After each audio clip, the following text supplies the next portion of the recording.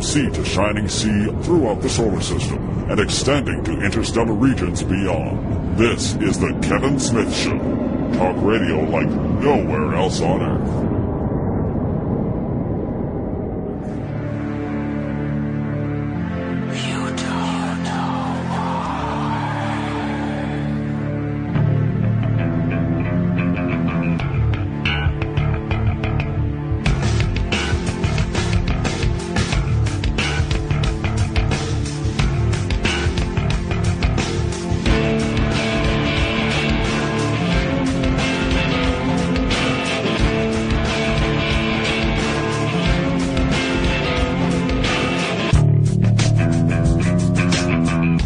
Comments and views expressed on The Kevin Smith Show are those of the people that make them and do not necessarily reflect the views of Kevin Smith, The Kevin Smith Show, or its affiliates or sponsors.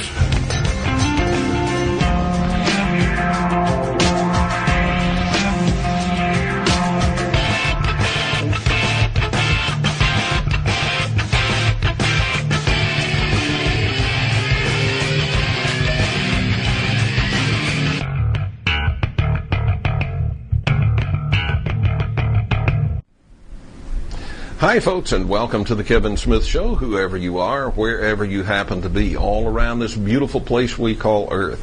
Thanks for being here at the Kevin Smith Show. I know you could be doing a million other things, but you chose to be here, and I appreciate it. I'm here because you have a right to know, and because, quite frankly, you matter. The Alternative Universe Eye Conference coming up on June the 30th, and be sure you get your ticket before Friday. Friday, ticket sales close. And by the way, Alternative Universe Eye Conference closes. This will be the last Alternative Universe Eye Conference.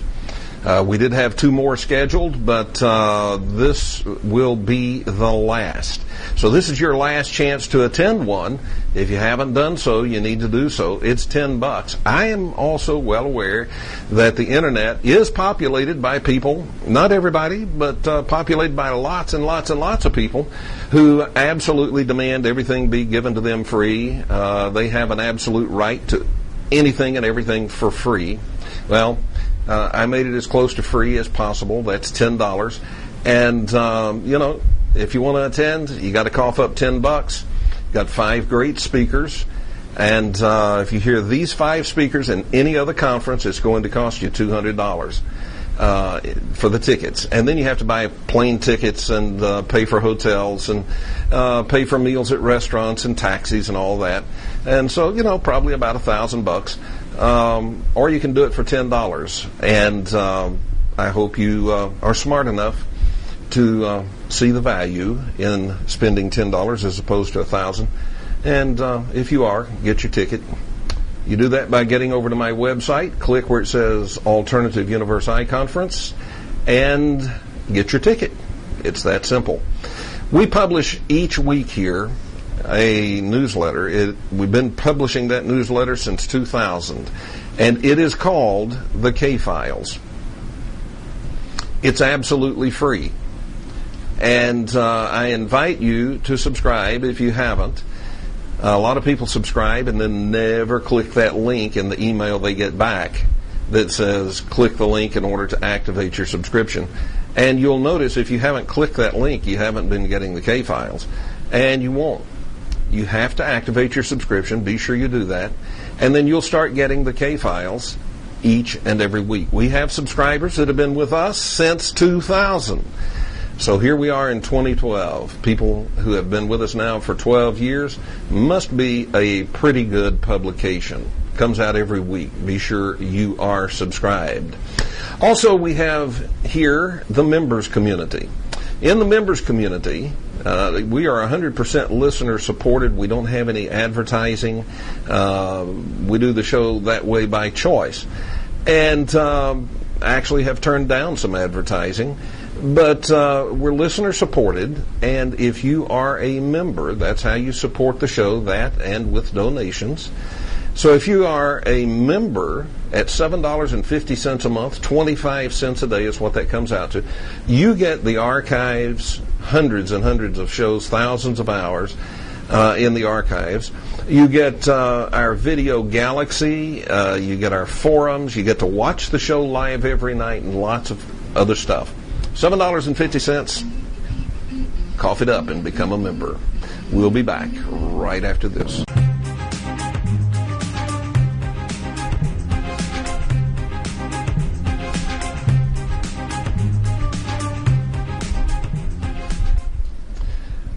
And welcome back to the Kevin Smith Show. My guest this evening has been with us before, not that long ago. It's been a few weeks ago, a few months ago, but not all that long ago. You will remember her, I'm quite sure, Niara Isley. And you'll remember, I'm sure, the amazing tale she told us. Her account of being in the U.S. Air Force and being subjected to what we refer to these days as MILAB or MILAB abduction situations. That would be military abductions. And having been taken to a base on the moon. Well, we're delighted to have her back with us this evening from her home high atop the Tibetan Himalayas, Niara Isley. Niara, thank you for being with us again this evening. Yeah, thank you for having me on, Kevin. Niara, just to set the record straight, people need to know you're not actually in the Himalayas. No. It would be nice, though, wouldn't it? Unless they've moved to southwestern Colorado, no. Yeah. By chance, have you ever been to Nepal? No, I haven't. Nor have I, but I have friends there in Kathmandu, and I have a standing invitation to come, but I don't see any possibility of it. It would be great if I could. Mm-hmm. Yeah. Niara, when you were with us before, we focused a lot on the military abductions, and we talked about your job in the Air Force. You were a radar specialist. And tracked missiles, a special kind of radar. Well, actually, we tracked aircraft. We were training aircraft to fly against radar. Oh, okay. And these military abduction things began, though, when you were selected for a special project? Yes. Yeah. And now, did this happen at or near Area 51? I'm guessing it's around there. There is a underground base now, I understand, at Tonopah, and William Pollack released that information through the Disclosure Project with Stephen Greer posthumously. He agreed to do the interview, but only on the condition that it be released after his death. So after he passed away, then that interview came forward through Stephen Greer, and he talked about an underground facility at Tonopah. And because the bus windows were painted over and I was not able to actually see where I was being taken, now I have to say that I could have been taken to the underground Tonopah facility, or I could have been taken to Area 51. I really don't know which. But now that I know of the existence of the other one, I have to also add that in as a possibility of where I was taken. And I'm sure they're connected underground. I would be very surprised if they weren't. You told us of some pretty horrific things that happened to you during these abductions. And you also told us about being taken to a base on the moon. Yeah. It's a pretty amazing story. If it was just me by myself saying that, I would even doubt me. I mean, I'm pretty scientifically minded. But when you start collecting testimony from other people, then it doesn't seem so far-fetched. I remember listening to Sergeant Carl Wolf of the Disclosure Project talking about seeing photographs of bases on the moon, and other testimony that's come along. And So, in light of my story and the other puzzle pieces of other pieces of testimony, not quite so far-fetched as it might seem at the beginning. Well, anything that, this is just a normal human trait, that anytime we hear something that is far outside of our own circle of experience and our own circle of knowledge, our minds do sort of a rejection automatically and sort of say, oh, that just can't be. And yet, if you stop and think about it, folks, you can't be. Yeah. I mean, people talk about the miracle of birth as if it's some sort of a romantic notion. It's actually scientifically a miracle how all of that happens.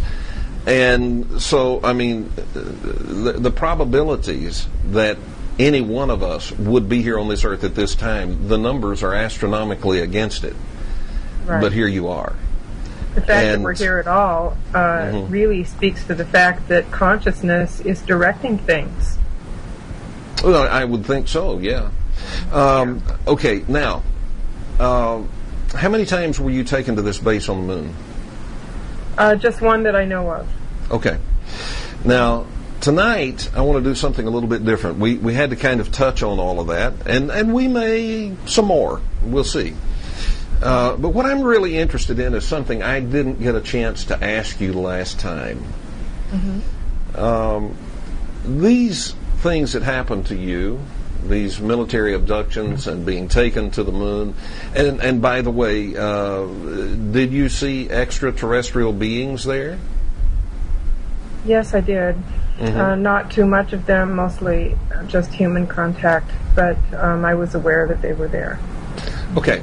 So we throw all that in a basket, and we can put a label on this basket that says, really horrible stuff that happened to me.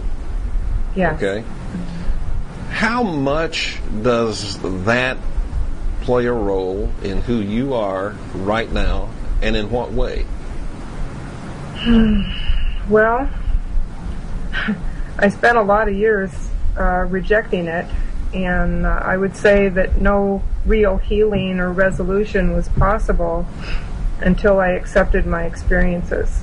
But the thing that was so hard to accept was the idea that human beings could do such terrible things to another human being, namely me. If I had remembered at the time that it happened, I probably wouldn't be sitting here today. I don't think that I could have lived with that knowledge at the time that it happened. So that's what happens in trauma-based mind control, is they do things to you that your mind can't accept so much that it buries it away until such time as you can handle it. And then you'll find a way to reconnect with it. But it's been a long haul to get to the level of healing and integration as a person that I am today. I would say, 15 years. Does it in any way play a conscious role in what you do from day to day? Or today? Oh yeah, it definitely plays a role.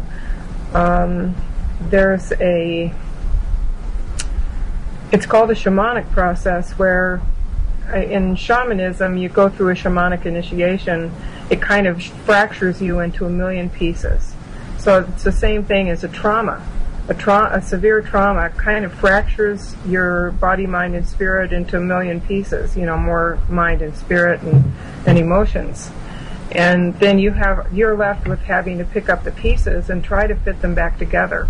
And when you do that, the knowledge that comes from that reintegration process, the way I describe it is it leaves more space between the pieces, so that you now understand that you live in a world where certain things are possible that before they happened you didn't think they were possible. So it's a whole restructuring of reality. And I have been a very spiritual person, not religious, but spiritual from the cradle up before I even knew the word spiritual. And so that's been a tremendous resource for me in my healing process, because I always had a connection with the natural world. And people that don't have that connection or that inner resource, I think, have a much more difficult time. And that having been said, it was still extremely difficult to come to terms with these memories and the feelings of what happened to me. Well, I believe you told us. Mm-hmm. Now, if I'm wrong, this is what I remember, but if I'm remembering wrong, you correct me. Mm-hmm. That when you were taken to the moon, you were aware that there were other females there, but not many. Not many. That would be pretty much what we see if we went on any military base. There's relatively few females compared to the number of males. Yeah, it's definitely stacked in favor of the males. Uh-huh. And so would you think that this base on the moon was a U.S. military base? In part a military base, but I really think that from, say maybe Eisenhower's presidency and after that beyond, I think that the corporate world probably started stepping in and taking over more and more. So it was kind of quasi or pseudo-military, I'm guessing. I don't think that they would really have regular military up there. They need somebody with different allegiances. Because the military, and of course I'm a veteran myself, and I took that oath to defend and protect the United States and its Constitution against all enemies, foreign and domestic. So if someone has that allegiance and they are put in a situation like being on the moon, somebody really has to convince them that it is in the country's national security best interest to keep that a secret.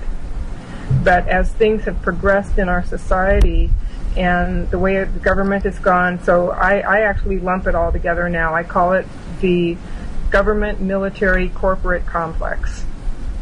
And it's becoming so blatantly obvious that they're out for their own agendas, and the rest of the human population of this planet is being hung out to dry, that I don't think anybody who took that oath of service can keep it and keep secrets anymore. I think that's why we're seeing so many whistleblowers come out now, because they took an oath to the people.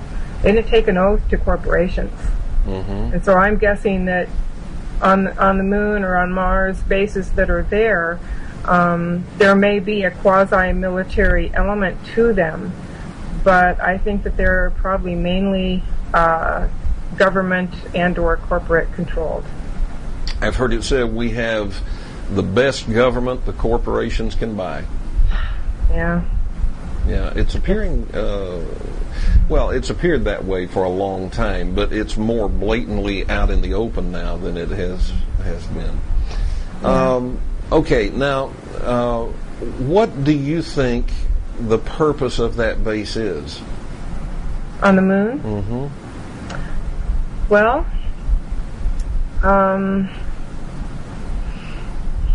I think that could be a jumping off point to go on to Mars and maybe go on to other areas that are not too terribly far from Earth.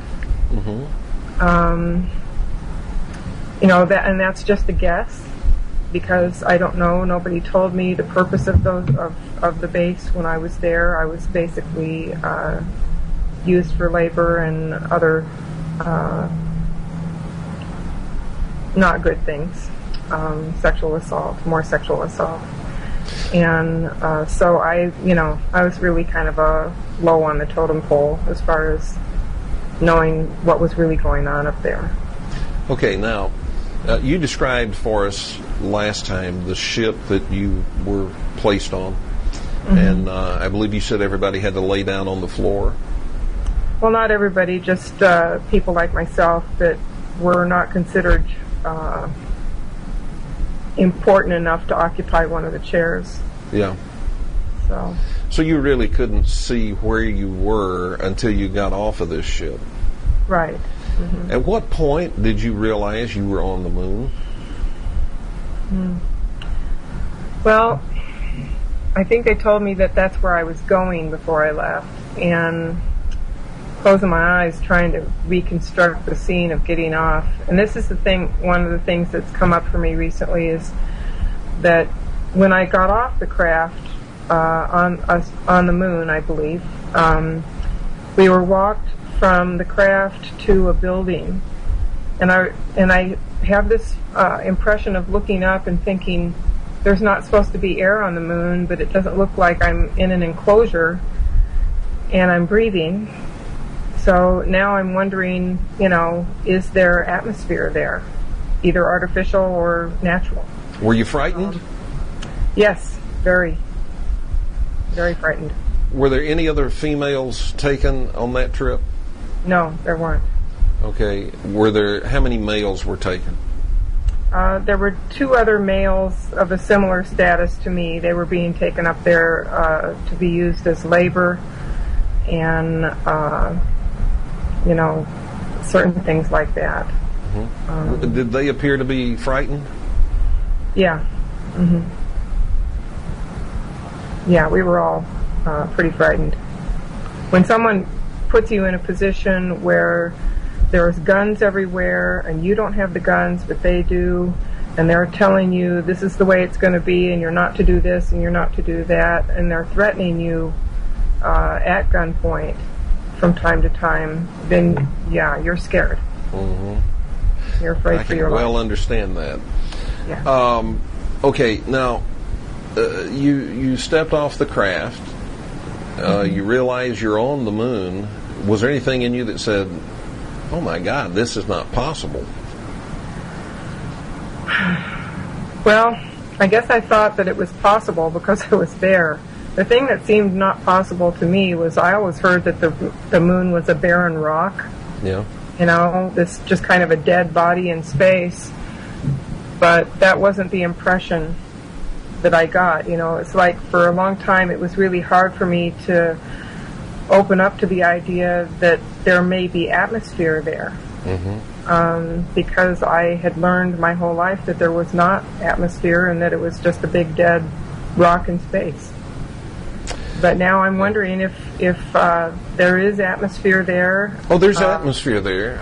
Astronomers have filmed clouds moving across the face of the moon. Not Earth clouds between them and the moon, but clouds at the surface of the moon, moving across in the atmosphere of the moon. And if you have clouds, you have atmosphere. Yeah, that's true. So I guess there's like a cognitive dissonance in me in trying to come to terms with the information, thinking there can't be atmosphere on the moon, because I've been told my whole life there isn't, and yet in my memory I was breathing and there didn't seem to be any enclosure around me containing atmosphere. It seemed out in the open. All right, we have to step away for a break here in just a few seconds, 10 seconds or less. Folks, we're talking this evening with Niara Isley. I promised you we would have her back on the show, and she has agreed to be here this evening, and we're delighted she is. We'll be back right after this. Hi, this is Barrett Jones from the United States of America, and you're listening to The Kevin Smith Show, like no other talk radio on earth.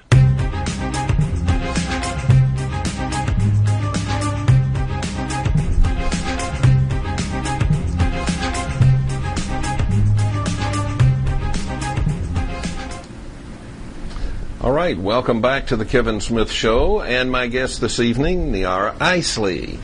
And Niara she has really one of the most, pardon this, I don't mean it as a pun, Niara, one of the most captivating stories of what happened to her when she was serving in the U.S. Air Force. And it has to do with mill labs, being taken to the moon, being subjected to threats, being subjected to sexual assault, and she lived through it. And she tells her story pretty openly. Let me ask you about that, Niara. When you started telling this story openly, publicly, were you afraid that somebody from the Air Force or one of the intelligence agencies would be knocking on your door and threatening you? I was. I was very scared. And has that happened? No, it hasn't. There have been noises on my phone down through the years that make me wonder if someone is tapped in. But so far I've been left alone. And it could be because I got my memories back through hypnosis, and they have this organization which is actually founded by the CIA, who has a lot to hide, called the False Memory Syndrome Foundation. So they have that in place, and I guess they think, they can discredit people who remember things from hypnosis because of that. But I go into pretty specific reasons in my book why I think that's a fallacy. Well, and memories recovered through hypnosis have been introduced as evidence in courts. Absolutely, they have. And accepted by the courts. And people were convicted or freed on the basis of that testimony. Yes. Mm-hmm. Yeah. Now, we've heard a lot about, down through the years, from different people, we've heard about that there are bases on the moon, and we have heard that there are bases on Mars. Do you know anything about Mars? Were you ever taken to Mars? I was not taken to Mars that I know of. Okay, and I say that I know of because there's probably a lot of memories that I still don't have back, and no time or funds to do in-depth hypnosis and try to put together the whole thing. But I don't have a sense that I was taken to Mars during that 3-month block of missing time in my life in 1980. So I would say at this point, no, that I was not taken to Mars. But I did have kind of, if you accept hypnosis as a valid tool, then I did have a look at Mars during a hypnosis session with Mary Rodwell in 2010. And it was basically kind of looking over the surface of Mars from above, traveling in an astral body. And when I traveled over the Cydonia area, there were, where the pyramids are and the face on Mars is, it was pretty clear to see that there were human beings doing an archaeological excavation there. Really? And I think that was the point. I think the person that I was with, also in astral form, kind of flying over the surface of the moon. And astral travel is also well documented. So we're traveling over, and I see this archaeological dig basically going on in the Cydonia area of Mars. And my companion showed me that there were bases both above ground and through some special faculty available in the astral form, also able to see the bases below ground. So human bases both above and below ground on Mars were what I saw during that hypnosis session. And that is also in accord with other things that I've heard. I first heard it from Alex Collier years before. Didn't know what to think of it then because it really stretched my imagination more than it was ready to go at that point. And but then there have been so many things coming up around Mars in the last decade, and then my own experience. And then there was a real strange thing that happened. I had a dream one night of being on Mars and driving some kind of all-terrain vehicle into some foothills, and there were little short juniper-like trees peppering the foothills. And I thought, well, this is interesting. I'm driving this vehicle on Mars, and I'm driving into foothills with trees, and of course there was atmosphere to breathe. And then I woke up from the dream. I kind of noted it for future reference just in case. And then 2 weeks later, somebody sent me a YouTube video showing trees and foothills on Mars. And what do you do with that? I mean, it's a synchronicity that I think that people that have had experiences like mine, they're meant to pay attention to that and kind of, use it to connect the dots. Do you know who Dr. Harold Klein is? Does that ring a bell? No, it doesn't. Well, Dr. Harold Klein was the chief scientist, the chief biologist on the Viking lander missions, and later became the sort of the founder and head of astrobiology at JPL. Okay. There was an experiment on the Viking lander, designed by Dr. Gil Levin, and it was designed specifically to check for biological processes, and they found it. And NASA sort of in their excitement said, yippee, we found biological processes. And just like Roswell, within hours, they said, oh, time out, we think we made a mistake here. We're going to run another experiment. We think that one was in error. So they ran an experiment that was not designed to find biological processes, and surprise, surprise, it didn't. And they went with that and said, oh, well, you see, it didn't find any, so there's no biology happening there. Okay, the reason I tell you that story is because that's the guy, Dr. Harold Klein, who said, and I have the recording of it, he said it on air, what we found there was something, and I'm quoting, something like 15 times more oxygen in that atmosphere than we can account for from all known sources. That's something that, as far as I know, never gets any airplay except here, and it's gotten airplay here since we started broadcasting in 2000. Yeah. But let me ask you this as well. You talked about seeing the Cydonia region.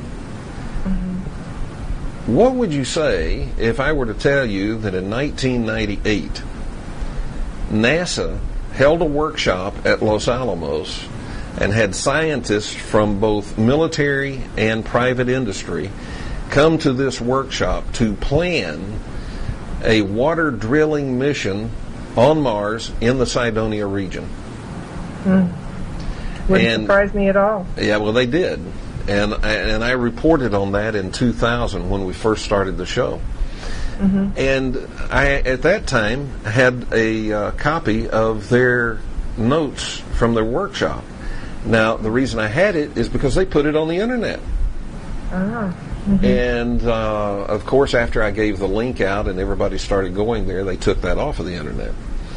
But in those notes, it said that the technology they decided to use was, and this links up with something you said, the technology they decided to use to actually drill for water is the, and I quote, proven successful Russian lunar drilling technology. And that hit me like a bowling ball. Because if it's proven successful, that means the only way you can prove that this lunar drilling technology is successful is to use it on the moon and drill. Right. And it's proven kind of like successful. Shades of Alternative 3. Yeah. And so, I started talking about that. And, of course, I started having interference with the show almost immediately. But they actually published that on the internet, and some of you folks listening right now were listening in 2000, and you remember that show, and you went to that website, and you saw it. You saw what I was quoting. And so, they actually, in 1998, planned a mission to Cydonia specifically to drill for water. And in fact, on the cover of their workshop notes, the workbook, if you will, or I guess you could say the workshop syllabus, it had a picture of the Cydonia region. And it was very, very revealing and very interesting. Now, it's been a long time since 1998. And, I asked the question back then, who knew the Russians were drilling on the moon? I didn't. But if there's a base up there, if there's even one base, somebody had to do some drilling. Mm-hmm. So, and the connection here is you were saying that perhaps the purpose of the moon was like a jumping off point where they could go on from there to Mars. Kind of a way station. I think that makes sense. Mm-hmm. Because you can't be having lots of traffic coming and going from Earth. That would draw more attention. But if you have it coming and going from the backside of the moon, then you can pretty much do it in relative obscurity. Mm-hmm. So now this base you were taken to on the moon was on the backside of the moon? I believe so. Mm-hmm. Or maybe right at the very edge of the backside towards the front. So not visible, or at least not very visible from Earth. No, not very visible from Earth at all. Have you run into any other people from the Air Force or from other military branches that are military services that say they were taken to the moon? No, I haven't run into any. And frankly, I'm a little nervous to go digging around looking up old acquaintances that I might talk to about this. It's not high on my list of things to do. Let's just say that. Some of that military training sets off alarms and tells you to leave that alone, huh? Yeah, it does. It does. And you told us that you recognized someone from these military abductions one time. Yes. And we won't go into all of that again. And look, for those of you who are saying, well, why not? I wish you would. Well, you should have been here when she was here before, you see. You should have been here for that show. Well. And don't ever miss another show. Shame on you. Have you ever recognized anybody else since we talked? No, just that one person. And it really has to be that person's choice. If they are even having memory recall, it's not my job to put that person into a situation where they would have to start questioning their own memories. It's really, if that person comes to a knowledge of something that happened on their own, then I'm certainly public. That person could look me up. Okay, but you don't want to subject a person to trauma by naming them and then having it get back to them through the grapevine somehow. And then suddenly their life is totally turned inside out. All right, we have to step away for a break, okay? So we'll do that, and we'll be back right after this.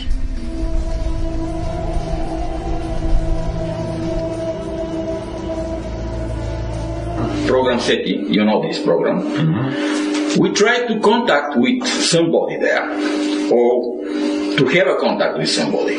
Right. But we use the electromagnetic field. Electromagnetic field, the speed of electromagnetic field is the speed of light. Mm-hmm. 300,000 kilometers per second. This is not the speed of the universe. Mm-hmm. It's not possible to contact with different kind of part of the universe in one moment together. Right. If I'm the mathematician and physicist, I know that every system must contact with every part in every moment to be stable. Right. This is the problem of universe. Mm-hmm. That's we think that the speed of light is not the informational speed. No, it's not. Okay, but we use electromagnetic field. The electromagnetic field is the product of the nuclear reactions. Mm-hmm. Every signal which is emitted to the universe recombinated in the plasmas. Mm-hmm. We lose the information. which we try to give or to send. And this is the problem that we are blind for that.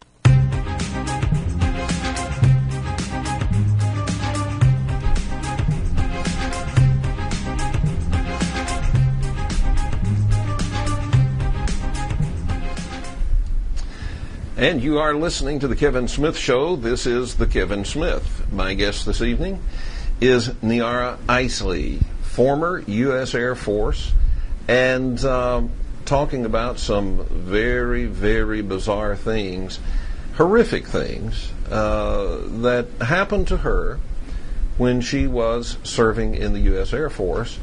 And the story, I grant you, for most people, is so far outside the circle of their own experience and the circle of their own knowledge that for a lot of folks, they say there's no way this is all just her imagination or she's just making all of this up.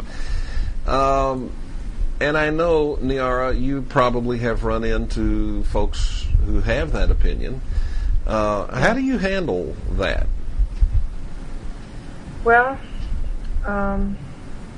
it certainly didn't help me heal because you walk around, when you have hypnosis, it's kind of a you are there experience. In a way, you're re-experiencing what happened to you from your memories, and it's traumatic in and of itself because you experience the trauma that's happening to you, and your body just goes into lockdown.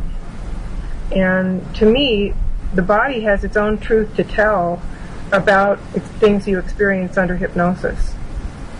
And the first one that I had was with Bud Hopkins, who, may he rest in peace, was extremely well known and well thought of in the field.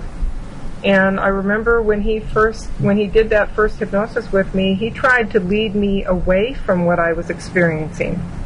And I went right back to describing what was happening to me as we were looking back and recalling it. So I really believe that what happened to me happened.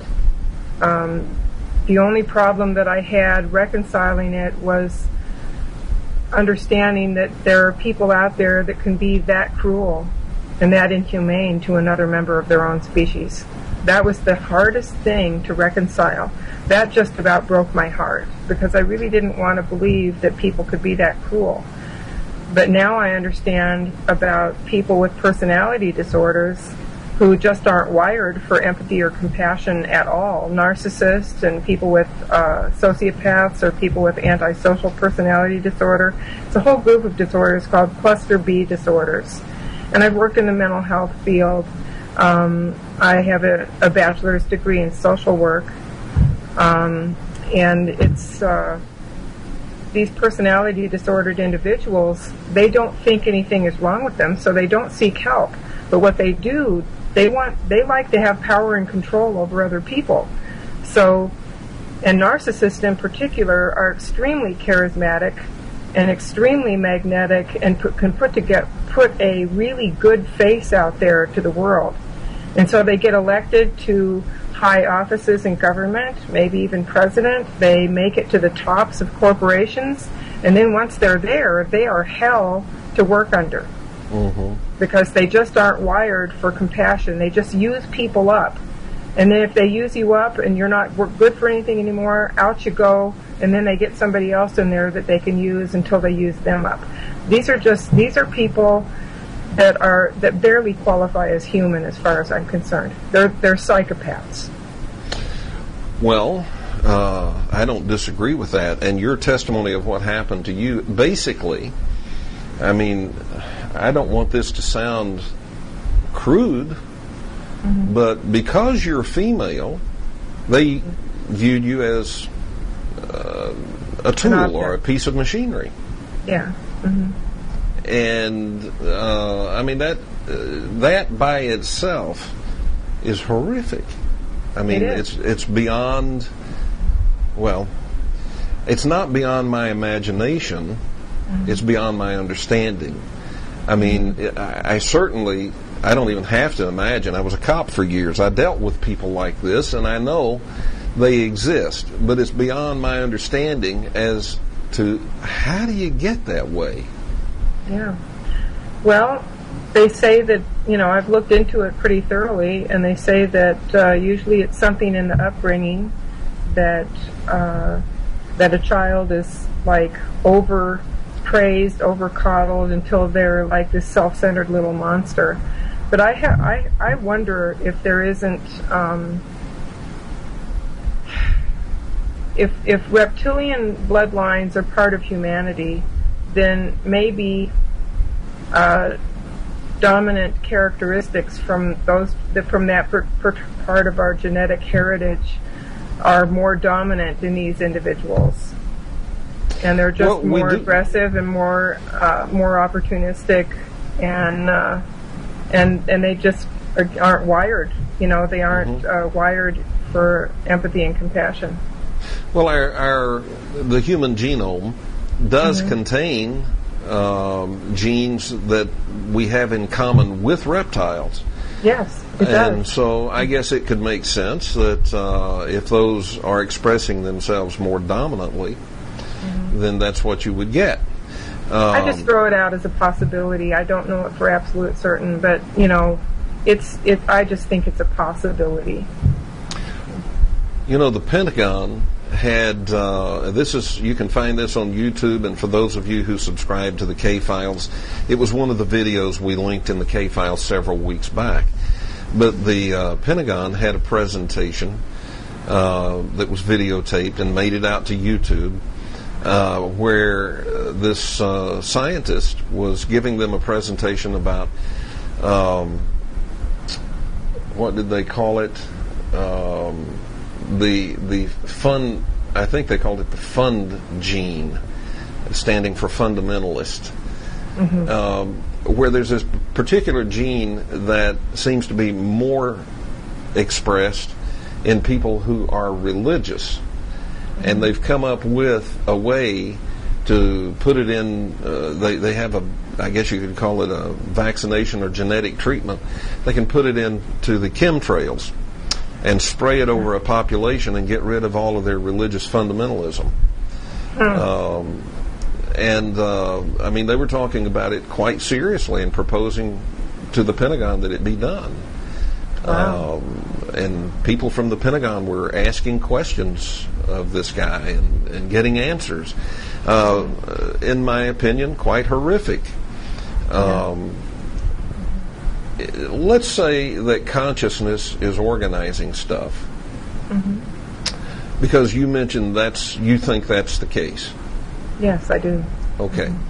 All right. So if consciousness is organizing things, then there would tend, I think, to be a sort of a balance. You have a left wheel and a right wheel on your car, a front and back axle on your car. And if you take any one of those wheels off or take one of those axles out, you're going nowhere. It takes all of them. And so you have some people in society that consciousness would organize to be more religious. Some that are organized to be not religious but spiritual. Some that are organized to be all logic. And and you put it all together, and somehow then society works because you've got all wheels and all axles functioning. And so then society works. But then whenever you decide you're going to get rid of one of those, you're not going to get rid of the people. You're going to get rid of their religious tendencies or their spiritual tendencies. When you do that, you're really headed for Nazi dreamland. Yeah. Well, a lot of the food and water additives and pharmaceuticals that are like an onslaught for humanity right now, they attack the brain. Metal particulates gather in the brain, and it causes dementia and Alzheimer's. And fluoride is it's a chemical responsible for attracting those metal particulates in the brain. And then the metal particulates are actually supplied by chemtrails. If you look at a web, carnicom.com or whatever, and you look at the analysis of the particulates from chemtrails, you find that they are metals of different varieties. Yeah. So, and then fluoride has been found to calcify the pineal gland, which is actually, years ago when I studied a certain spiritual discipline, I learned that the pineal gland is the point where the soul and body connect in the human brain. And so it also makes DMT, the spirit molecule, they call it, that causes spiritual experience and enlightenment. So all these things that in our food, water, and drugs that attack the pineal gland and attack the human brain are actually trying to close a doorway to consciousness that is there to help people awaken. All right, we have to step away for break. We'll be back, folks, right after this.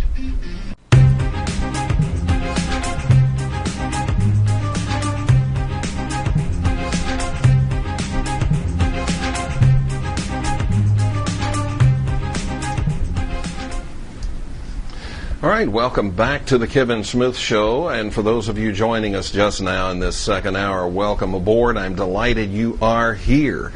My sincere sympathy to you for whatever it is that kept you away from that first hour. My guest this evening is Niara Isley. She's been with us before. Those of you who are longtime listeners will remember Niara is formerly U.S. Air Force, and her story is about what happened to her while she was serving in the U.S. Air Force. And it's pretty horrific stuff that happened to her. It includes military abductions. It includes having seen extraterrestrials both on Earth and at a base on the moon that she was taken to. Again, for people, for some people, that's so far outside the circle of their own experience. I got to tell you, that's way outside the circle of my experience. I never had anything like this happen to me. But for some folks, if it's outside the circle of their experience and their own personal knowledge, they say, well, that can't be. And, of course, you've heard me many times use the example that, and by now you know, if you're a long-time listener, that this is true. But for a lot of people, if I say, well, what if I were to tell you that there are bats, the little furry animals that fly? Bats with a 6-foot wingspan. For most people, they would say, not possible. And yet I tell you, they exist and are even raised as a food source in Southeast Asia and some of the Pacific Islands, Indonesia, and I don't know if they're used as a food source in Australia, but they exist in Australia. Yes, they do exist. Bats with a 6-foot wingspan. And yet, if it's outside your personal experience, you never saw one, you might be tempted to say, not possible. It's not only possible, it's a reality. And so sometimes that's the way it is. We hear things that are outside the circle of our own experience, and our mind says, oh, that's not possible. Folks, things are possible that we could not imagine. And not only possible, there are things that are reality that we could not possibly imagine. Niara Isley, let me ask about this, and then we'll open the telephone lines for our audience to join us. Okay. You've been through all of this. Knowing what you've been through, if you had this same knowledge before you enlisted, would you still go into the U.S. Air Force? Would you still go into the military service knowing this was a possibility? No way. And I tried to talk my son out of it, but he went in for 6 years anyway. So, he had a lot more respect, I would say, for what I had to tell him after his military service. Why is that? Well, he just saw things and experienced things that he didn't like. Let's just say he went into the service very gung-ho and, wanting to get involved in what was going on. I mean, the Iraqi war started right as he was finishing boot camp. And he was like all gung-ho, yeah, I'm going to go and, we're going to do those Arabs and whatever. And then when he got out of the military, he did a complete about-face. Now he's quite a pacifist. Mm-hmm. So whatever happened, and he hasn't talked too much in depth to me about what happened, but it definitely changed my son. In some ways for the better, and in some ways not. It's an amazing thing that many, many, many warriors, even career warriors, are pacifists. Yeah. They will go do what they've been trained to do, but they, more than anybody, hope that there will be sanity in the politicians. Mm-hmm. And that they don't, because the warriors don't start a war. No. It's the nuts in capital cities around the world that start wars. It's not the warriors that start them. Yeah, and, psychopathic nuts, I would say. The people the scum that's floated to the top of our political system. The people with no empathy and no compassion, and all they want is power and control, and they just see using the military as a tool to get it. And until the military, until all of us veterans and active duty stand up and say enough is enough, and we are going to live up to our oath to defend the United States and its Constitution against all enemies, foreign and domestic, then the crap is going to go on. But I'm seeing signs now that veterans and active duty alike are getting real fed up with being told that they have to go and defend the corporate's right to drill oil or do whatever it is they're doing out there in the world. It doesn't have anything to do with defending our country or our way of life. It has to do with furthering corporate profits, and it's got to stop. People's lives are not meant to be spent on that. And the spin-off from that kind of mindset is the corporate military mindset. The spin-off from that is what subjected you to what you went through. Yeah. Yeah. All right, I think a lot of what I went through was just to see if they could do it. If they could make memories be buried, if they could do this, if they could do that, just trying to test out on different personality types what they can do and how far they can go. Well, and now they have completed their experiments now. Mm-hmm. All right, let's open the telephone lines and invite our audience to join with us. Folks, the telephone number is 623-444-5889. 623-444-5889. So if you're in the United States or you're in Canada, that's the telephone number to call. If you're outside of the U.S. and you're outside of Canada, you can call that number, but we know it can be expensive to make those international long-distance calls, so we have an additional option for you. It's called the Flash Message. Just go over to my website and scroll down, and when you see the picture about tonight's show, right above it you'll see a link that says Flash Message, and you can use that to communicate with us and share your thoughts. Or you can call us, either way. To the telephone, and caller, you are live on the Kevin Smith Show. Your first name and from where are you calling? Kevin, this is Jerome from Pennsylvania. Hello, Jerome. Hi. Good evening, Miss Isley. Good evening. Hello. My question to you is, why did they let you go? Why did they leave you return from the moon? Well, all I have is to say about that is when I looked at the experience from a different perspective with in the hypnosis session with Mary Rodwell, there was an extraterrestrial who spoke with one of the superior officers in charge of my time there, and he said to the superior officer, you have no idea who you have there. Do you realize that everything you're doing to her gets reported back to her people? And that was quite a revelation, getting that information from hypnosis. Because as I have healed and my consciousness has expanded, you know, the whole process of going public was a putting away of fear. And I wouldn't say that I never get scared anymore, but I don't allow fear to control me anymore. And so consciousness expands in the absence or cessation or lowering of fear.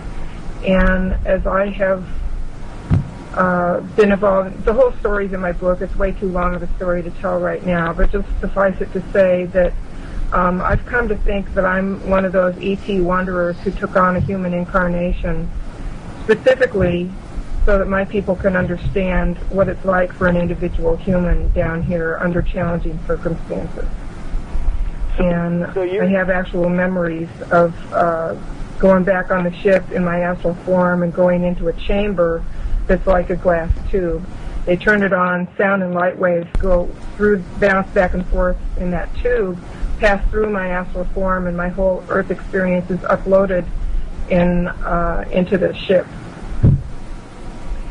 So basically, you're saying that ET interposed on your behalf and stating that it's going to get back to her people, meaning your people, and implying that it's not human. Right. Mm-hmm. Let me say this. I'm wearing a human body, you know, and that's a long story, and again, it's in my book. I didn't just jump to that conclusion. It was kind of like revealed in layers as I have processed through these experiences and opened my consciousness over time. And E.T. doesn't mean not human. No, it just means not from this earth. Right. And so there are, like I am EV. I'm extra Venusian. I'm not from Venus. Mm-hmm. So there are the possibility exists anyway that there are humans scattered throughout the universe. They're not from Earth, so they are extraterrestrial, but they're human. Mm-hmm. Mm-hmm. You also mentioned that did you befriend any the people who took advantage of you when you were on the moon sexually? Did you befriend any of them? No. I have had one flashback, which, you know, I have no way of knowing if it's absolutely true or not, but it sure has been persistent. And one flashback was when I was undergoing like some multiple sexual assaults. There was one man that stepped in and said, well, I'm going to take a turn with her, but I want to take her to my room. And when he took me to his room, he says, I don't want any part of what's happening to you. He says, I can keep you here for up to an hour, and I want you to just rest in that hour. And I was really grateful, but I was in such shock. There wasn't much way for me to really respond and tell him about the gratitude. I just kind of curled up in a ball and took advantage of the time to just be contained in myself without having anybody bothering me. How about females? Were there any females, not of your type? I mean, in charge at the base. Were there females in charge also? Not to my knowledge. Not to your knowledge? No. And I was very limited in what I was allowed to see and do there. And it's something that I think they feel assists in not having memory recall. They expose you to as little as possible, only what they have to expose you to. And then otherwise you're kind of kept in a room, and they don't feed you there very well. It's kind of like broth and bread and water, and they don't let you sleep either, because sleep deprivation is a big part of mind control. Yes, I understand it. You know what I find incredible is, as you as a mother, you would not try to, or maybe you did, try to talk your son out of going into the Air Force. I tried as hard as I could, but okay. He wanted money to go to school, and he didn't want to have to get it from his father. Mm-hmm. And you mentioned that there were some changes in your son when he came back, and not all of them was good, for the good. Could you be more specific on that? Well, I sat and talked with him, and he says, I just don't feel like I'm a nice person anymore, Mom. I just had too many things that I had to cope with over there, and too many people pushing at me and making me do things I didn't want to do. And he just developed kind of this armor or this edge, and he's kind of returned to being a nicer guy now. I don't think he ever really stopped being a nice guy. It's just he kind of got fed up with being pushed around and told he had to go here and do this, and he wasn't stationed in Iraq, but he did have to go over there for temporary duty about 3 summers in a row. Mm-hmm. And one last it took a toll. One last comment. I think most people who take constitutional oaths have no idea what they're saying. Mm-hmm. Well, that's a shame, because they really need to understand what they're saying. And people. I mean, so I was scared to speak up about this for so long, for so many years. I just pushed it away. I just thought there's enough people out there talking. I don't need to be one more. But But over the years, I've learned that I have a perspective that I've come to feel is really valuable and needs to be offered. So I'm out here. Well, thank you, Miss Isley, for being a guest, and thank you, Kevin, for taking my call. All right, thank you. Thank you. 623-444-5889. Your chance to speak with Niara Isley. Also, our flash message option is open for those who are outside the USA or outside of Canada. So you can participate that way as well. Caller, you're live on the Kevin Smith Show. Your first name and from where are you calling? Kevin, this is Brent from Wyoming. Hello, Brent. Niara, I have a question for you. Dovetails on what you just got done saying. Have you had any retaliation since you started speaking out about this? No, I haven't. Good. And I will make a comment for your son. I'm your age, if not a little older. But I was bedridden for a while right next to the Vietnam War, every night on television. So I understand what your son went through. It's not fun. Right. Brent, are you watching the show tonight?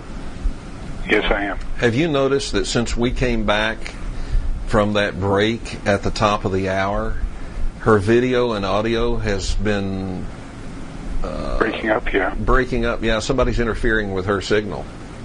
Yeah. So they don't like what she's doing, but they're not going to. They're just letting her know that they don't like it. And they're letting us know by doing that. It's like putting a yellow highlighter above everything she says.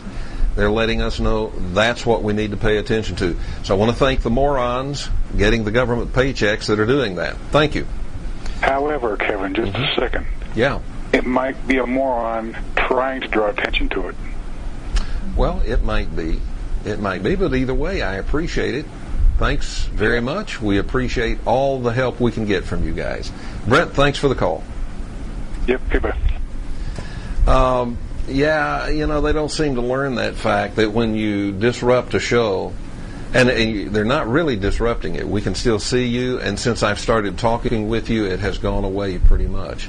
Since I've started talking about it, it's pretty much cleared up.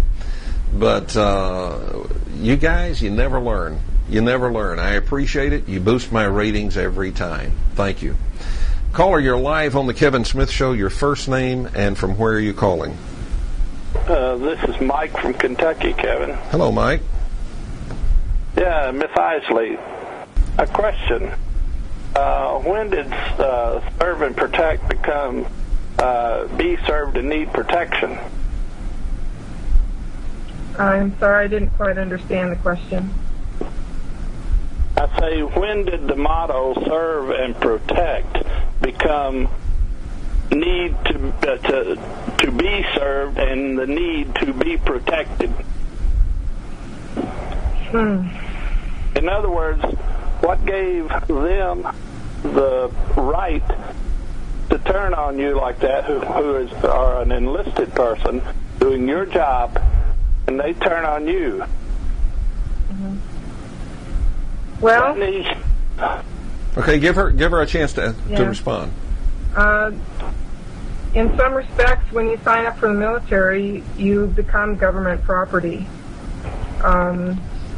If you get a severe sunburn, you can get an Article 15, which is a disciplinary mark against you for damaging government property. And that's something that people need to understand when they go into the military. Yes, I understand that. It just seems to me that now that you are getting some memory back, and if you can find others who get memory back as well, that enough of you could get together and file some kind of a legal class action against the government itself. Yeah.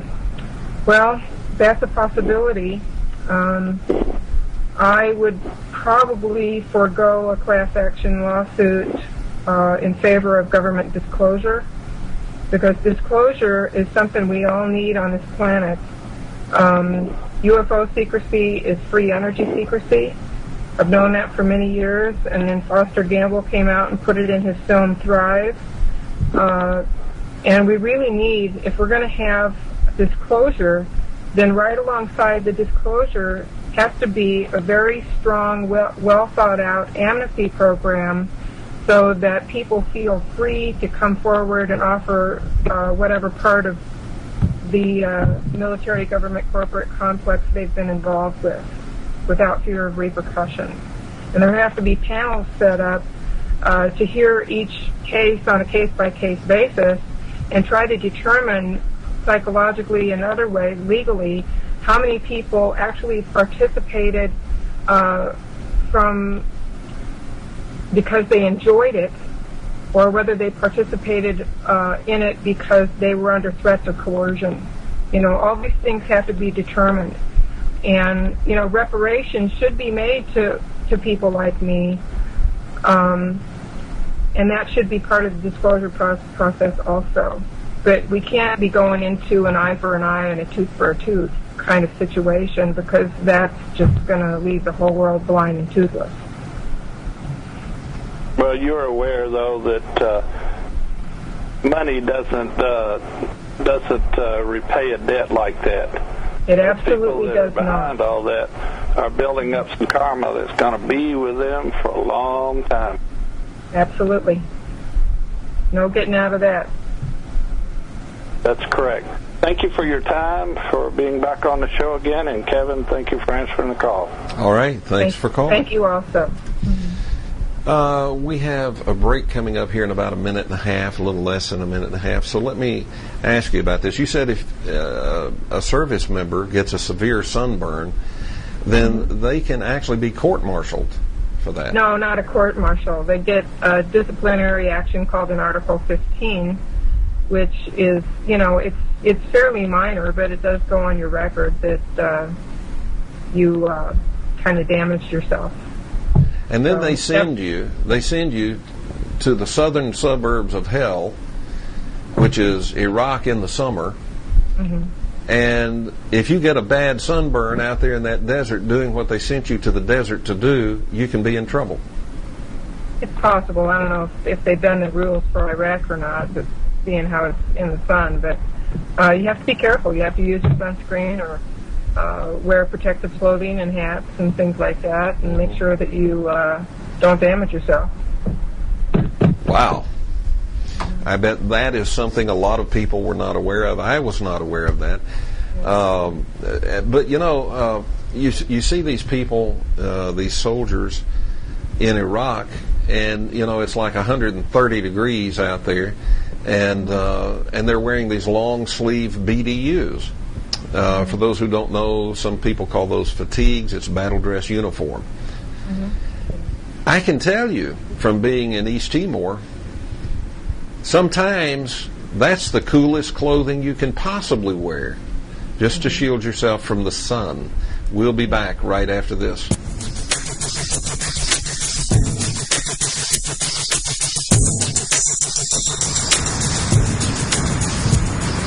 Oh, hi. I was just tuning in to the Alternative Universe Eye Conference. You can listen to it from anywhere, including here at the Temple of Zeus. Find out more information at kevinsmithshow.com. You don't want to miss this one. Hi, this is Molly from hot Arizona, but nothing's hotter than the Kevin Smith Show.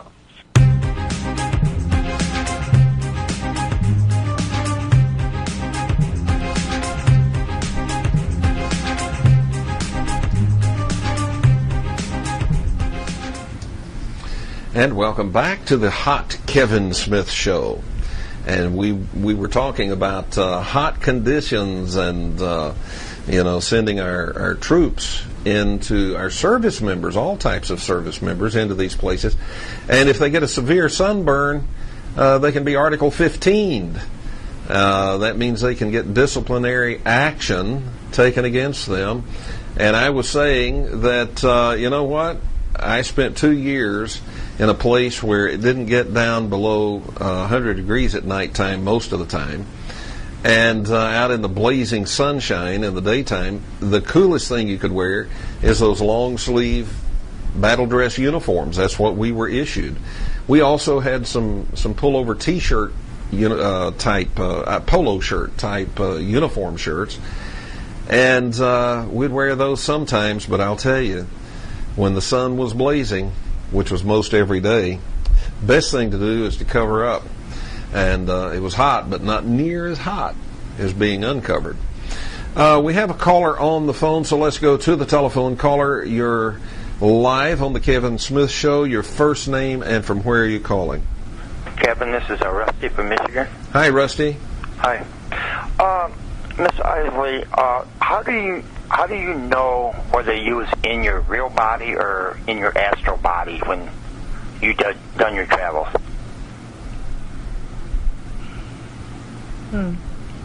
Well, it's a different feel.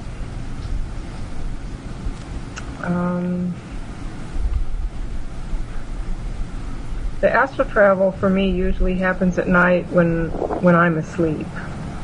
Right. And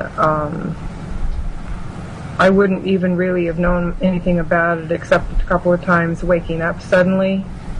And there was a feeling of very suddenly coming back into my body and kind of a jolt. And then I had a little bit better understanding of it after the hypnosis session with Mary Rodwell, of what it feels like. And when you experienced the MILAB, the military abductions, you were taken at gunpoint out of your room. Yes. And put on a bus. Yeah. How do it seems as though the U.S. is not going to go back to the moon. Why do you think the U.S. has stopped going to the moon and all these other countries are going? Well, that's going to be interesting to see how they manage that. I'm sure the U.S. is still coming and going from the moon unless they've done something so extreme that the ETs have booted them out of there.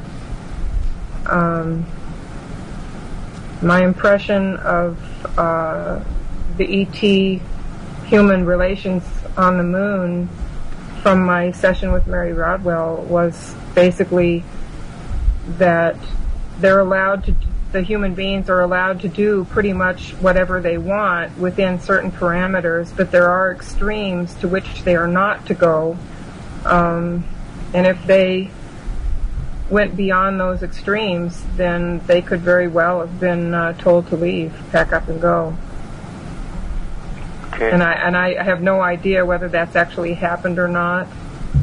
But I think they operate on the sufferance of the ET presence there. And when when you met an ET, did they always speak in a language you understood in your head, or was there also times when they spoke verbally the language that you could understand? Most of the time, my ET contact has been telepathic, and it's kind of interesting. It's like vibratory, and it's directed at me, and as soon as it hits my body translates it to English, because the vibration carries a certain communication that wants to happen. And it's something that we human beings can naturally do. It's just we've forgotten how. We've been indoctrinated through thousands of years of, extrasensory perception, or expanded abilities are of the devil. The Spanish Inquisition was one. Salem witch trials was another. Anybody who had special abilities or exhibited psychic abilities or telepathic abilities of any kind were suppressed or put to death or burned at the stake.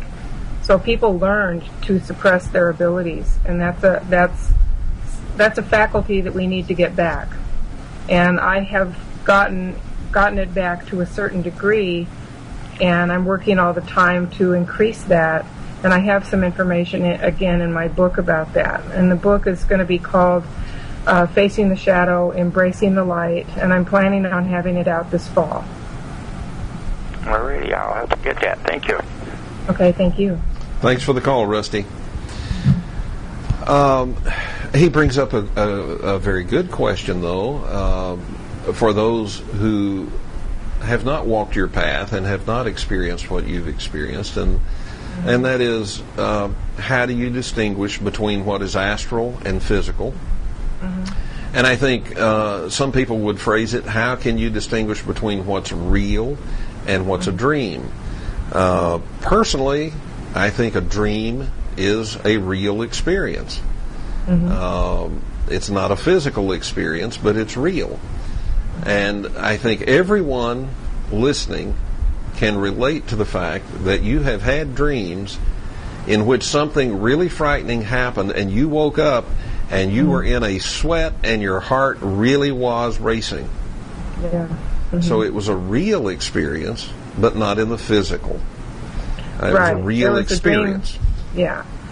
I had a dream one time of being held underwater and not being able to breathe. And I woke up feeling like I was choking to death. I was actually, my real body, my physical body was actually choking in a pretty extreme manner.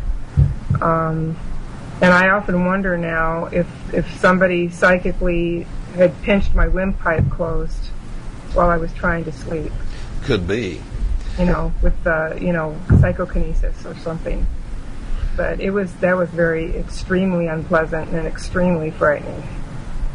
And it hasn't happened since. It just happened the one time.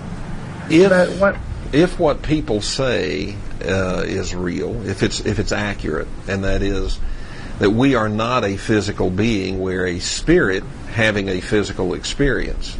Right. Now, if that's accurate, then what happens with that spirit, whether it's in this body or out of this body, is still just as real. Yeah, it is. And that would be like an entire other show that we would have to do to talk about consciousness and the implications of consciousness. And, I think I emailed you. I don't think we're going to have time to go into it tonight. But I really believe that I would say 80% of all extraterrestrials are benevolent and spiritually evolved. And I have very specific reasons for thinking that. And then 20% are, other. They don't have that higher evolutionary viewpoint. And if you wanted to make a case for how a society or a culture gets their hands on technology that they didn't evolve to the point to develop on their own, you could make the United States of America a case in point of that.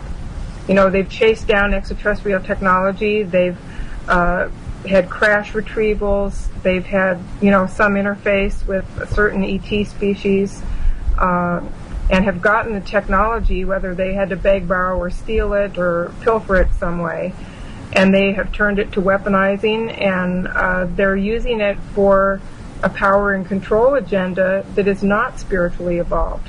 But they have their hands on technology that was developed from a place of spiritual evolution. I would tell all of your viewers or listeners that if they have not yet seen What the Bleep Do We Know, they should see that film, because that at least begins to describe, using models of quantum theory and quantum science, what consciousness is and the effect that it has on us as living in bodies.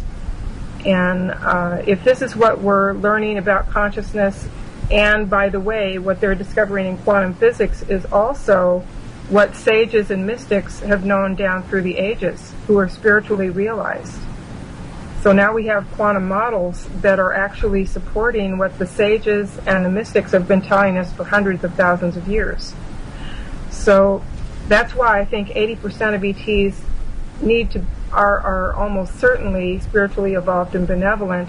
And then there's that other 20% that somehow, like the United States of America or Earth, gets their hands on technology that they didn't evolve to the point that they could envision it and create it for themselves. And then they take that technology and try to weaponize it and turn it to negative purposes. Mm-hmm. That's kind of like turning a real loaded handgun loose in the kindergarten. Yes, exactly. Very dangerous. Mm-hmm. Very dangerous. During the Cold War, which I think was a farce, nevertheless, during the Cold War, there was what was called the doctrine or philosophy of mutually assured destruction. And that's where both sides assured the other side, if you launch, we're launching everything we've got at you. Mm-hmm.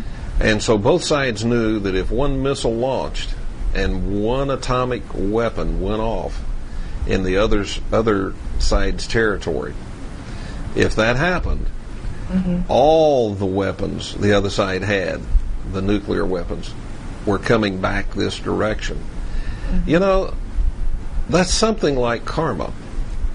Yeah. Whatever you do is coming up behind you, and it's either going to run you down or push you higher, depending on whether what you do is good or for evil. Mm-hmm. But the thing about it, it's like mutually assured destruction. It is coming up behind you, but it's all the missiles coming. It's coming up with momentum. And so there's a huge, huge karmic payday coming. I think it's coming due pretty soon for a whole bunch of really insane people on this planet. Yeah, I think so too. Mm-hmm. And I think they're really scared of it. That's why they tried to pass the NDAA 2012 legislation, because they know that under constitutional law they are guilty and culpable. And if they can undermine or destroy the Constitution, then they basically can write themselves a blank check to do whatever they want to do. So they want to destroy the Constitution and undermine it as much as they possibly can. Well, so they didn't they don't want have to face the consequences. It's not that they wanted to pass that; they did pass it. They did pass it, yeah. And it is law now, and so it is unconstitutional law, but it is law. Yes. Mm-hmm. And basically, if the president doesn't like this conversation we're having, he can fly a drone at you and one at me, and take us out right now. Yeah.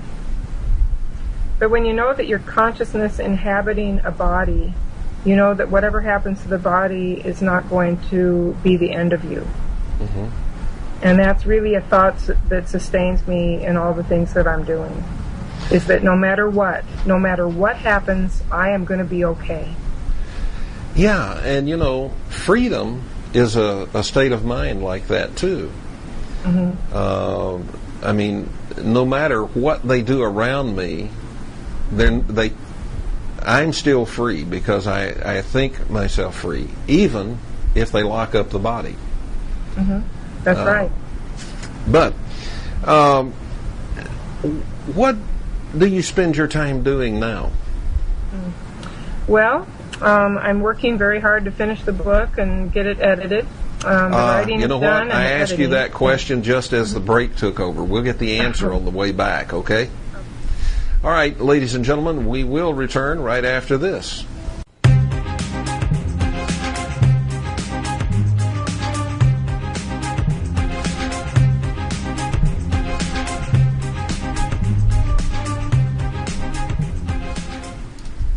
All right, welcome back to the Kevin Smith Show and my guest, Niara Isley. And what a fascinating story she has to tell. But beyond that story, we have been looking into this evening how that story has impacted her and what changes that has made in her life. And I asked just before we went to break, how do you spend your days now? How do you spend your time? What do you do now? Let me turn your mic up. Process. There we go. And also I'm taking a couple of trainings so that I can better help people resolve trauma. Because nobody should have to live with trauma, and have it just continue to wreak havoc on their life for year after year. Do you think if you had not experienced what you've experienced, that you would be involved in that sort of work now? I don't know. Probably not. I have a pretty good singing voice. I might have become a singer. And also a pretty good artist. Mm-hmm. And I really love doing artwork. So I might have gone down very different paths had this not happened. But I really care about people, and after what I've been through, anything that I can do to help people find a map to recovery from trauma, I will do. Mm-hmm. Do you find that the trauma that other people experience, although the scenario is different from what you experienced, do you mm-hmm. find that their trauma impacts them pretty much the same as it impacted you? Yeah, it impacts them the same, and the difference being is in the worldview that they have. If they've come from a religious upbringing and that they bought into, then that affects how they resolve their trauma. If they are an agnostic, then that's a different thing. There's so many different ways and perceptual filters that we have to look at trauma, but yet it does affect the human organism in a particular way, and it's those ways that I'm learning to work with in special ways now, so that I can help people resolve trauma no matter what their cultural, social, or religious background is. All right, let's take our final call of the evening. And caller, you're live on the Kevin Smith Show. Your first name and from where are you calling? Hello, this is Leah from Tennessee. Hello, Leah. Hey, Niara, I wanted to be able to call and tell you, I know you've been out there, what you've been doing is so brave and so helpful, and you've helped me through so much in understanding and accepting a lot of the different things that's happened, even to me, and I wanted to thank you so much. I follow you whenever I can. Well, thank you. I really appreciate that. And I'm nobody special. I just had strange things happen to me, and I've had to cope just like any human would have to. And if it helps someone, then that just makes me feel good in my heart. Well, that tells me right there, then you are special. Yeah, maybe so. And keep it up. We're watching you, and you are accomplishing what you set out for. Thank you so much. Thank you very much. Thanks, Leah. She also is a MyLab abductee. And she has been a guest on this show, and she is a frequent listener, I think a regular listener every night. She started that way and then became a guest on the show after I found out her story. Your book is, tell us the name of the book again. Facing the Shadow, Embracing the Light. And it's due out when? this fall sometime.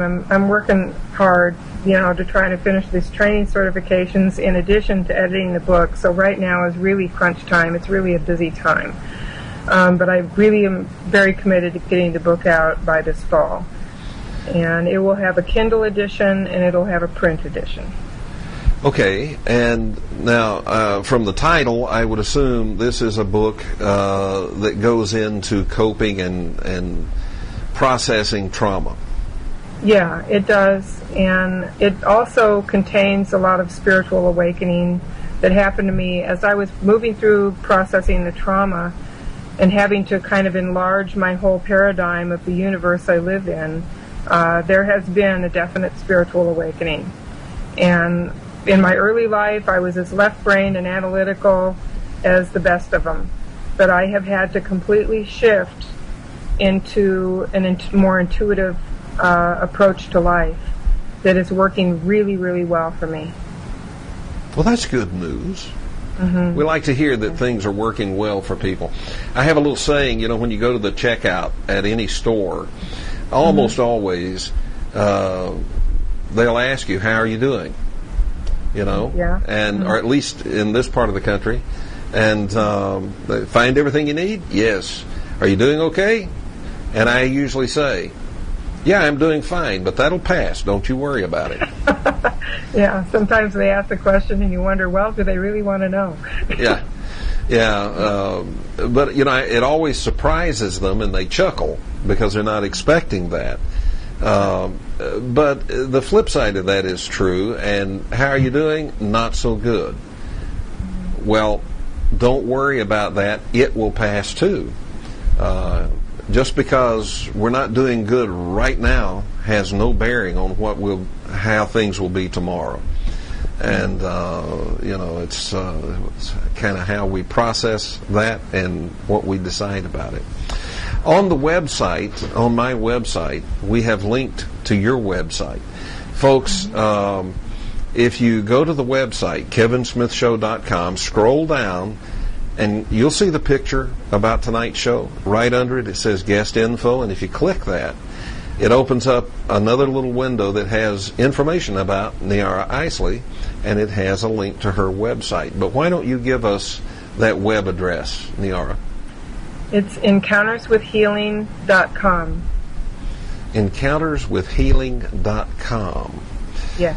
And, there are people that get really woo-woo about healing, and they get really woo-woo about spiritual things. I didn't sense that at your website.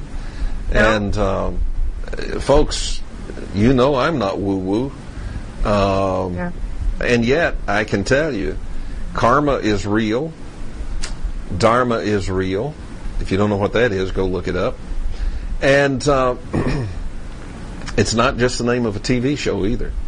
But karma is real, dharma is real, and you, by means beyond medical science, healings do take place. Mm-hmm. And that's why it's in the world of the strange and the unexplained. That's why we talk about it. Niara, I want to thank you for being with us. If you will, stay online with me for just a moment as we bring this one in for a close, and I'll chat with you for just a moment after we go off the air. Ladies and gentlemen, Niara Isley, and what a fascinating story, and not only the story of what happened, but what's happened since. It's a great, great success story, a personal success story, and I appreciate her for coming.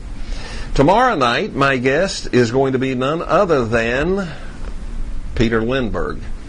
You've been watching videos, you've been reading reports, you've been following the story of that strange object on the seafloor in the Baltic Sea. A lot of people said it's a UFO. Well, he and his team have been down and actually looked at the thing now. They're the ones who first discovered it. They've been down and looked at it up close and personal. They've taken pictures and videos. And Peter Lindbergh will be here with us live on the air tomorrow night. If you're not a member, man, I can't think of anything less genius than remaining not a member. You need to become a member tonight. Nobody but you can fix that. Click where it says join. It costs $7.50 a month. It's cheaper if you go quarterly and cheaper yet if you go annually. That comes out at $7.50 a month to 25 cents a day. Now, we don't bill you daily. It's monthly. My friends call me Steel Eye. My enemies do too. You may call me whatever you want to call me. Just keep coming back again and again and again. Until next time, so long, everybody.